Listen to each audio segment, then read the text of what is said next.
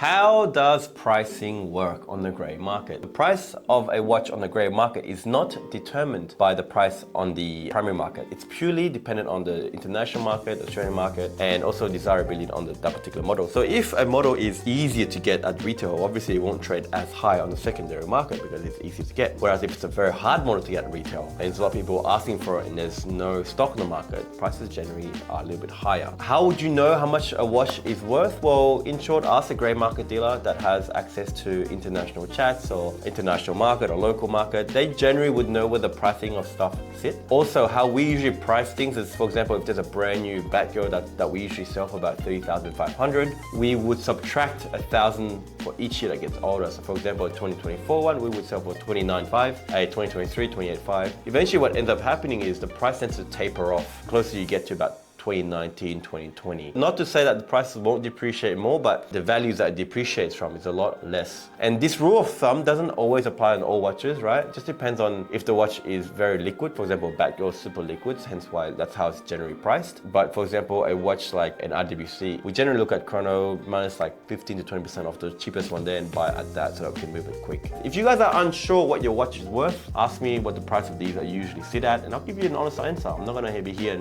and lie to you and try to lowball you on that particular piece.